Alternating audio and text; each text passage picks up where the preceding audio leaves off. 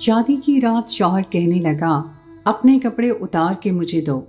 मैंने शौहर को कपड़े दे दिए और शौहर ने वो कपड़े खुद पहनकर मेकअप करके कहने लगा, मैं कैसा लग रहा हूँ।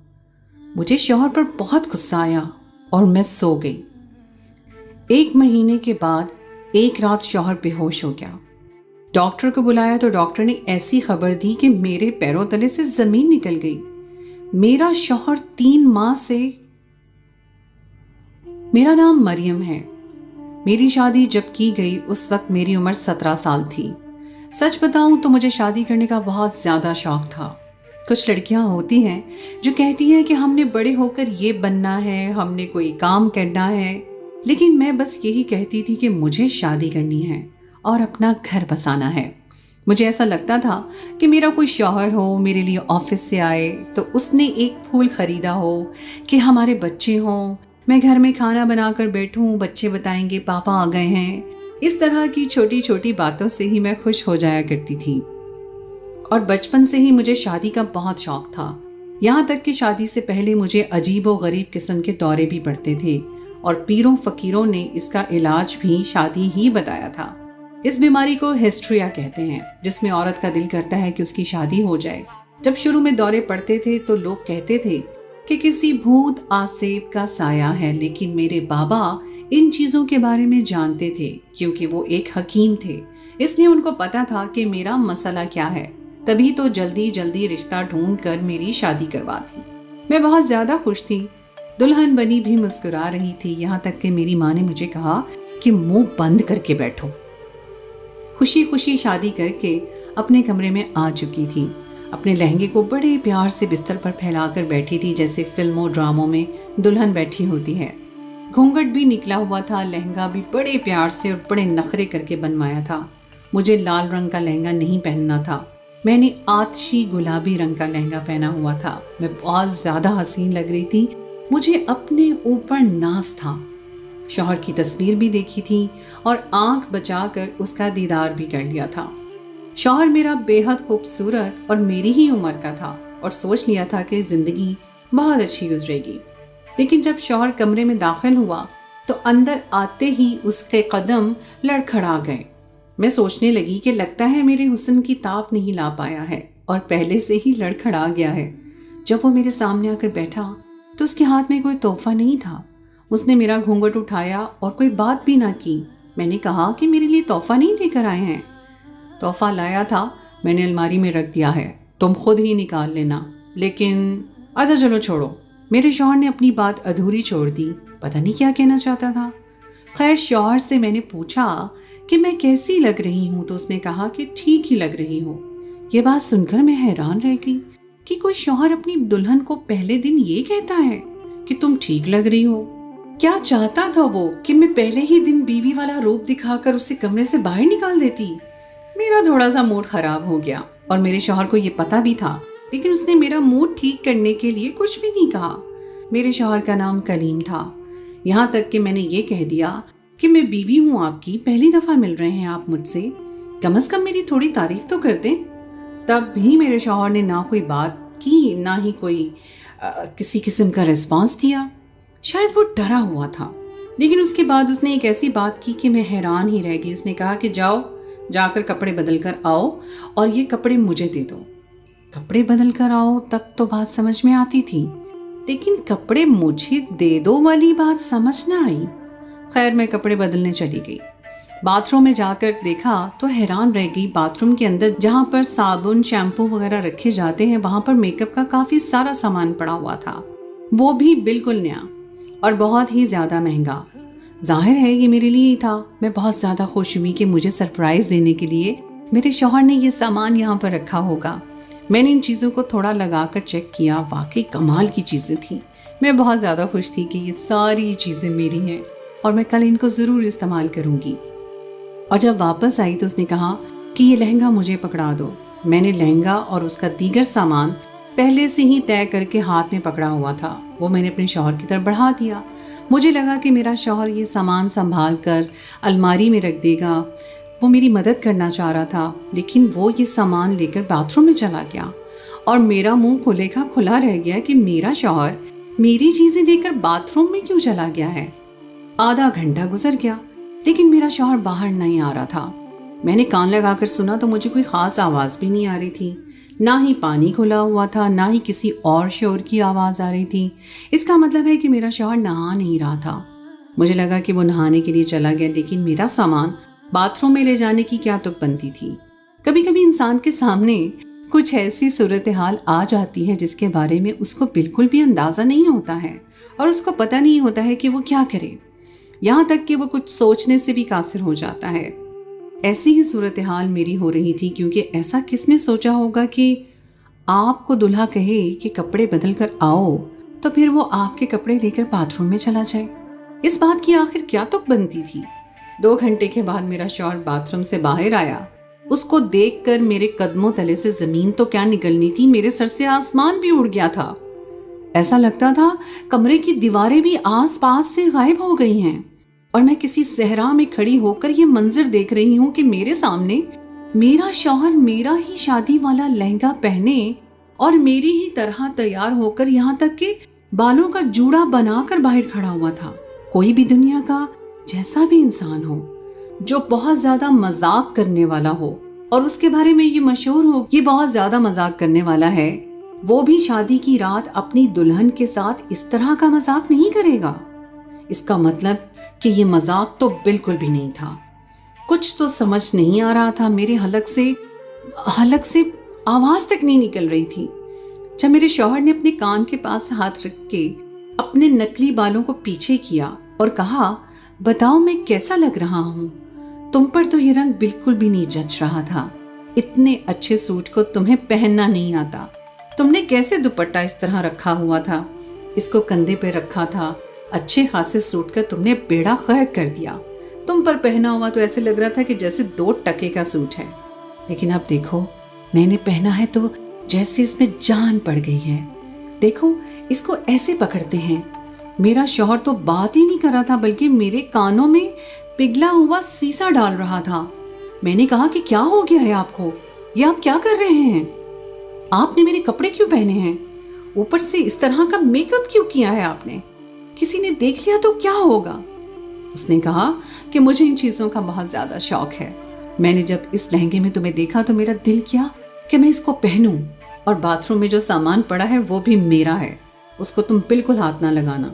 ابھی مجھے پتا چلا کہ تم نے چیزیں ادھر ادھر کی ہوئی تھیں، لیکن آج کے لیے تمہیں معاف کر دیتا ہوں۔ اگر تم نے میری چیزوں کو دوبارہ ہاتھ لگایا تو مجھ سے برا کوئی نہیں ہوگا۔ مجھے اس قدر غصہ آ رہا تھا، مجھے ایسا لگ رہا تھا کہ مجھے الٹی آ جائے گی۔ میں نے جلدی سے کمبل اٹھایا اور کمبل کو سر تک تان کر سو گئی۔ میرا شوہر بعد میں بھی مجھ سے پوچھ رہا تھا کہ میں کیسے لگ رہا ہوں، ذرا مجھے غور سے تو دیکھ لو، میری 4 تصویریں تو بنا دو، یہ لانگ شوٹ کی تصویر میں خود کیسے لوں گا؟ سیلفیاں تو خیر سے مجھے اچھی آتی ہیں کھینچنی۔ میں نے اپنی کانوں پر ہاتھ رکھ لیا، میری آنکھوں سے آنسو نکلنا شروع ہو گئے کہ یہ میرے ساتھ کیا ہو گیا۔ میں ایسی لڑکی تھی جس کو شادی کا بہت شوق تھا اور مجھے ایک مرد سے شادی کرنی تھی جو مرد کی طرح میرا خیال رکھے، میرا محافظ ہو، جسے دیکھ کر مجھے احساس ہو کہ یہ میرا شوہر ہے اور یہ ایک مضبوط انسان ہے، اور یہاں میرے سامنے کیا کھڑا تھا؟ کیا کہتی میں اس کو؟ کون تھا وہ؟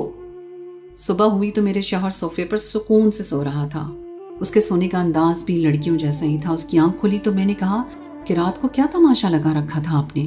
خبردار جو دوبارہ اس طرح کی حرکت کی تو کہنے لگا کہ میری ماں کی طرح مت بولو۔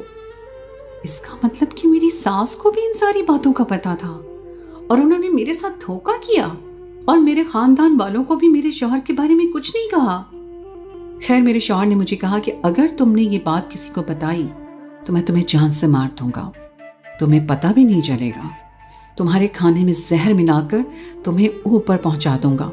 میں تو پوری طرح حیران تھی کہ یہ انسان کتنا خطرناک ہے، اس کو کیا مسئلہ تھا، یہ مرد ہو کر کیوں اس طرح کی حرکتیں کر رہا تھا؟ اتنا تو مجھے سمجھ آ گیا تھا کہ کوئی نہ کوئی چکر ضرور ہے، اور یہ مرد نہیں ہے بلکہ ایک نامرد ہے۔ اس نے کہا کہ چپ چاپ گھر میں رہنا ہے تو رہو، اگر تمہارے ماتھے پر طلاق کا دھبا لگ گیا، وہ بھی شادی کے اگلے ہی دن، تمہارے ماں باپ کو ہارٹ اٹیک ہو جائے گا۔ میرے ساتھ اسی طرح رہنا ہے تو رہو، عزت بچاؤ اپنے خاندان والوں کی، میری بھی عقل ماری گئی تھی. سوچا کہ ساری زندگی میں اس کے ساتھ نہیں رہ سکتی, لیکن اگر اب بھی یہ بات سامنے آ گئی تو واقعی بہت بدنامی ہوگی. ابھی تو میرے ماں باپ نے مجھے رخصت کیا ہے. چپ کر کے ان حالات کو قبول کر لیا اور اسی گھر میں رہنے لگی. گھر والوں کے سامنے اسی طرح سے پیش آ رہی تھی جیسے کوئی بات ہی نہیں ہے. وہ بھی سارا کچھ جانتے تھے لیکن اس بات کا ذکر نہیں کر رہے تھے. کیسے لوگ تھے کہ کسی کی بیٹی کی زندگی کو کتنی ہی آسانی سے برباد کر رہے تھے اور اب ایسے مطمئن تھے کہ جیسے کچھ ہوا ہی نہیں ہے.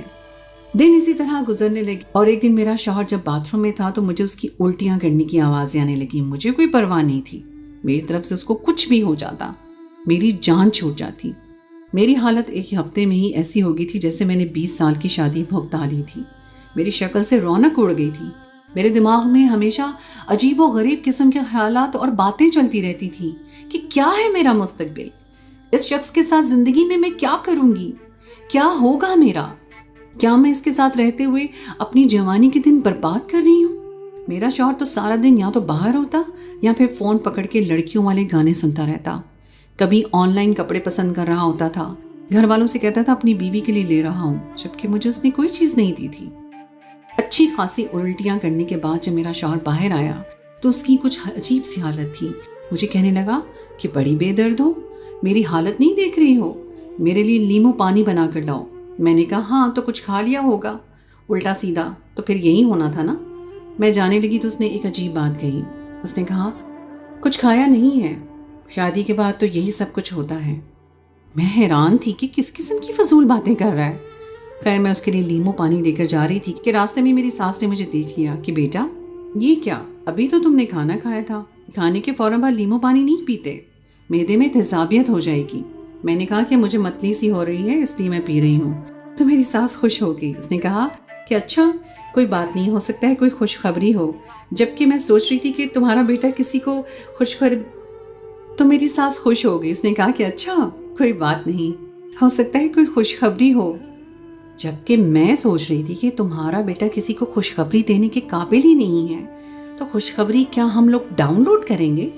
میری ساس نے مجھے گلے سے لگایا اور میری پیشانی پر بوسہ دیا اور کہا کہ مجھے یقین ہے کہ کوئی نہ کوئی خوشخبری ہوگی. پھر تم آرام کرو اور کلیم سے کہنا تمہارا بہت خیال رکھے. اگر کچھ اور کھانے پینے کا دل کرے تو مجھے بتانا, میں بنا دوں گی. میں نے کہا جی ضرور, آپ ہی کو بتاؤں گی. میں آ گئی اور شوہر کے سامنے لیمو پانی کا گلاس پٹک کر میں نے مارا. میں نے کہا کہ کب سے چل رہا ہے یہ سب کچھ, تمہارے گھر والوں کو اس بارے میں نہیں پتا ہے کہ تم کون ہو. میرا شوہر کہنے لگا کہ مجھے اس طرح کی باتیں نہ کرو, پہلے ہی میری طبیعت بڑی خراب ہے, جب تم اس طرح کی باتیں کرتی ہو تو بالکل مجھے میری ماں لگتی ہو. چپ چاپ اپنے بستر پر جا کر سو جاؤ, زیادہ باتیں کرنے کی ضرورت نہیں ہے. میں نے کہا کہ تمہیں مردوں کی طرح چلانا تو آتا ہے لیکن کچھ اور کرنا نہیں آتا ہے. آج کل میرے شوہر میں ایک اور ڈرامہ شروع ہو گیا تھا, پتہ نہیں اس میں کیا حقیقت تھی. میرے شوہر کا پیٹ مجھے کچھ بڑا ہوا لگ رہا تھا اور وہ عجیب طریقے سے کمر پر ہاتھ رکھ کے چلتا تھا. اب پتہ نہیں یہ کون سی نئی حرکت تھی جو مجھے پاگل کرنے کے لیے اس نے شروع کر دی تھی. ہر 10-15 دن بعد مزید گزر گئے اور ایک دن میرے شوہر نے شور ڈال دیا کہ میرے پیٹ میں بہت زیادہ درد ہو رہا ہے, مجھے ڈاکٹر کے پاس لے کے جائیں. امی یعنی کہ میری ساس نے پہلے اس کو کچھ شربت وغیرہ پلایا, پھکی کھلائی, تم نے ایسا کچھ کھا لیا ہوگا اس لیے تمہارے پیٹ میں درد ہو رہا ہے, لیکن اس کا کہنا تھا کہ مجھے ڈاکٹر کے پاس لے جاؤ. میرے ساتھ میری ساس بھی تھی اور ہم دونوں اس کو ڈاکٹر کے پاس لے گئے. رات کا وقت تھا, ایمرجنسی میں کوئی ڈاکٹر نہیں بیٹھا تھا, ایک لیڈی ڈاکٹر ہی بیٹھی تھی اور ہمیں اسی کے پاس جانا پڑا. میرے شوہر نے پیٹ پر ہاتھ رکھا ہوا تھا اور عجیب طرح کی آوازیں نکال رہا تھا. اب تو میری ساس میرے سامنے شرمندہ ہو رہی تھی اور بار بار کلیم کے کندھے پر ہلکا سا تھپڑ مار کے کہہ رہی تھی کیا ہو گیا ہے, اتنا بھی کون سا تمہیں درد ہو رہا ہے, مرد بنو مرد. اس بات پر میں اندر ہی اندر ہنس رہی تھی کیونکہ یہ تو رہتی دنیا تک ہونے والا نہیں تھا. ڈاکٹر نے جیسے ہی میرے شوہر کو دیکھا تو اس نے ایک عجیب بات کر دی اور ہم لوگ حیران رہ گئے. ڈاکٹر نے کہا یہ تو ایسے چل کر آ رہے ہیں جیسے ان کا 3 مہینہ ہے اور پیٹ بھی ایسے ہی نکلا ہے. میری ساس نے کانوں کو ہاتھ لگا لیا. ہم نے ڈاکٹر کو کہا آپ کس طرح کی باتیں کر رہی ہیں, ڈاکٹر ہو کر آپ اس طرح کی بات کیسے کر سکتی ہیں. ڈاکٹر نے کہا کہ جو میں نے دیکھا, جو مجھے لگا, میں نے کہہ دیا. ویسے بھی آج کل کیا ناممکن ہے, چیک کرتی ہوں, آپ پریشان نہ ہوں. کیونکہ میرے شوہر کا پیٹ واقعی ایسے نکلا ہوا تھا, لیکن جب ڈاکٹر نے چیک کرنے کے لیے بلایا تو کہنے لگا مجھے الٹرا ساؤنڈ ہی کروانا ہے. जब डॉक्टर ने अल्ट्रासाउंड करने के लिए मशीन चलाई तो डॉक्टर ने अपने कानों पर हाथ लगा लिए कि मेरे शौहर ने अपने पेट वाली जगह पर नकली पेट लगाया हुआ था, जो कि शायद उसने ऑनलाइन लिया था। ये देखकर हम लोग हैरान और परेशान रह गए और मेरी सास ने अपने कानों को हाथ लगा लिया, मेरे शौहर को मारना शुरू कर दिया। फिर तूने ऐसी हरकतें शुरू कर दी बेहया। पर जैसे ही वो पेट निकाला तो मेरे शौहर ने चीखना चिल्लाना शुरू कर दिया, बुरी तरह चीखने चिल्लाने लगा कि ये क्या कर दिया तुम लोगों ने, क्यों ऐसा कर दिया, मेरा बच्चा मर जाएगा, और इस तरह की बातें कर रहा था कि जैसे कोई हामला औरत थी और उसको बच्चा गिराने की दवा दे दी गई हो और वह पूरी तरह से पागल हो गई है। मैं भी घबरा गई थी, मुझे ऐसा लग रहा था कि मेरे आसपास की सारी दुनिया घूम गई है। मैंने ऐसे मंजर के बारे में कभी सोचा नहीं था, ना देखा था। वहां पर इतना बड़ा तमाशा बन गया कि 2 लोगों को आकर मेरे शौहर को संभालना पड़ा और डॉक्टर ने उसको नींद का इंजेक्शन दे दिया। ये सब देखकर मेरा भी ब्लड प्रेशर हाई हो गया, मेरी सास भी मेरे सामने शर्मिंदा हो गई। शौहर को हॉस्पिटल छोड़ा और हम दोनों सास बहू घर आ गए। मैंने सबके सामने ये बात बता दी कि मैंने कहा कि आपके बेटे को बहुत बुरी बीमारी है, वो भी नफ्सियाती, उसे थोड़ा बहुत मसला नहीं है। वो अपने आप को एक औरत समझता है जिसको ये लगता है कि उसकी शादी हो गई है तो उसके बाद उसकी औलाद भी होगी। मेरे माँ बाप भी वहाँ पर आ गए। मेरी सास ने कहा कि मेरे बेटे को बचपन से ही ये बीमारी थी और हम सब ये कहा करते थे कि इस पर जिनों का साया है, लेकिन हमने ये बात किसी को नहीं बताई। तुमसे झूठ बोला हमने, तुम लोगों से माफ़ी मांगते हैं, हमें माफ़ कर दो। अब बाबा ने भी उन लोगों को बहुत बातें सुनाई और कहा कि अब ये नहीं हो सकता कि हमारी बेटी इस घर में ऐसे शख्स के साथ रहे। वो आपका बेटा नहीं है वो आपका बेटा नहीं है या आपकी बेटी है, इसका ऑपरेशन करवाएं ताकि उसको भी किसी एक तरफ की राह मिल सके। मेरी सास कहने लगी कि नहीं नहीं, ये सब ठीक हो जाएगा, अभी तो शादी को 1 महीना ही नहीं हुआ है, अपनी बेटी को तलाक मत करवाएं, इसके चेहरे पर तलाक का धब्बा लग जाएगा, हम इसको ठीक करेंगे, हम उसका इलाज करवा लेंगे। लेकिन मैंने अपने माँ बाप को सब कुछ बता दिया कि शादी की पहली रात उसने क्या कुछ किया था। सबके सामने मैंने ये बातें बताई थी। ये शख्स ना सिर्फ किसी बीमारी में मुब्तला था बल्कि उसकी ये बीमारी बहुत हद तक बढ़ चुकी थी और वो ये बात समझने के लिए तैयार नहीं था कि वो एक मर्द है। वो कहता था कि मेरा जिस्म मर्द का है लेकिन मेरे अंदर एक औरत की रूह है, मैं क्या करूं, मैं ऐसा ही हूं। दुनिया के कोई माँ बाप ये नहीं चाहते कि 1 महीने के बाद उनकी बेटी को तलाक हो जाए, लेकिन यहाँ पर बेहतरी के और कोई भी इम्कानात नहीं थे। यहाँ पर अगर मैं सब्र भी करती तब भी कुछ ठीक होने वाला नहीं था। मैं खुद परेशान थी अपनी ज़िंदगी के लिए। माशरे ने तो मुझे बातें ही सुनानी थी। मर्द तो गलती पर भी हो तो माशरा यही कहता है कि गलती तो औरत की होती है। मुझे तो अपनी सास की जिद पर हैरानगी हो रही थी कि उनको सब कुछ पता था, फिर भी उन्होंने ये सब किया। उसके बाद भी वो लोग तलाक देने पर राजी नहीं थे। फिर हमने उन पर खुला का केस कर दिया। मेरे शौहर के साथ कोई भी लड़की नहीं रह सकती थी। मुझे इंसाफ मिल गया और मैं वापस अपने घर आ गई। मेरे माँ बाप ने भी मुझसे माफ़ी मांगी क्योंकि जल्दी जल्दी में उन्होंने ये सब कुछ किया था। लेकिन उसके बाद न जाने क्या हुआ, मेरी ज़िंदगी में जब ये वाक़या हुआ तो मेरी बीमारी बिल्कुल ठीक हो गई। पता नहीं ये कैसे हुआ था, लेकिन अब मैं बिल्कुल ठीक थी और मैंने कुछ साल तक शादी का नाम भी ना लिया, अपनी पढ़ाई जारी रखी। जब मैं 24 साल की हो गई तो फिर मेरे माँ बाप ने मेरी शादी करवाई। वो एक बिजनेसमैन था और बहुत ही अच्छा इंसान था। आखिर में ये कहना चाहूँगी कि हर बीमारी का ये इलाज नहीं होता कि इसकी शादी हो जाएगी तो सब ठीक हो जाएगा, बल्कि कुछ बीमारियाँ ऐसी होती हैं जिनका इलाज शादी बिल्कुल भी नहीं होती है। किसी और की बेटी की ज़िंदगी बर्बाद मत करें, ये बहुत हो रहा है आजकल, इस पर तवज्जो दें। ये सब क्यों होता है, मर्द इस तरह की हरकतों पर क्यों उतर आते हैं, पता करें और फिर इलाज करवाएं। लेकिन किसी की बेटी ने आकर आपके बेटे का इलाज नहीं करना होता है, इस बात को समझें। अल्लाह सबको हिदायत दे और कोई किसी की बेटी की ज़िंदगी बर्बाद ना करे। तो दोस्तों, ये थी हमारी आज की कहानी। उम्मीद है आपको आज की कहानी पसंद आई होगी। कहानी अच्छी लगे तो अपने दोस्तों के साथ शेयर कीजिए